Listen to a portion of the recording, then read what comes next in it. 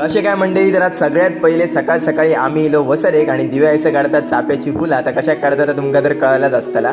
तर एवढी सगळी फुलं झाली, ती सगळी फुलं घेतलो आणि आम्ही इलो वरच्या घराकडे. गोंड्याची पण फुलं आणलेली होती आणि आई मस्तपैकी असं बसान अशा प्रकारची फुलं गोता होती, कारण आमका हार होतो. तर इलो खालच्या घराकडे आणि गुढीची तयारी वगैरे करून घेतल्यान आईन अशा प्रकारे तांबे वगैरे रेडी केल्यान आणि व्यवस्थित लागता का नाही बघल्यान. तोपर्यंत दिव्यान खाली रांगोळी वगैरे काढून घेतल्याने. त्याच्यानंतर पप्पा इले आणि अशा प्रकारे सगळं व्यवस्थित बांधून घेतल्याने. बांधून वगैरे झाल्यानंतर गुढी तर आपली रेडी झालेली. मग बाबून आणि पप्पानी खाली घेतल्याने आणि गुढी उभी केल्याने. नंतर आता तिका व्यवस्थित बांधूची होती, कारण तोल वगैरे जाऊ शकता. व्यवस्थित बांधून झाल्यानंतर सगळ्यात पहिले तर आईन पूजेची व्यवस्थित तयारी करून ठेवली आणि नंतर पप्पानी पूजा केल्याने तुळशीची, कारण आमच्याकडे अगोदर तुळशीची पूजा केली जाते आणि त्याच्यानंतर गुढीची. नंतर पप्पा इले गुढीची पूजा वगैरे केल्यानंतर तुमका सगळ्यांका गुढीपाडव्याच्या तसेच नवीन वर्षाच्या खूप खूप शुभेच्छा. आमची पण पूजा झाली आणि आम्ही इलो वरच्या घराकडे. तर रिक्षेक नवीन हार आणलेल्यानी. हार वगैरे बांधल्यानंतर कसली दिसता बघा, एक नंबर. नंतर थोड्याच वेळात आईन आणि दिव्यान पटापट जेवण रेडी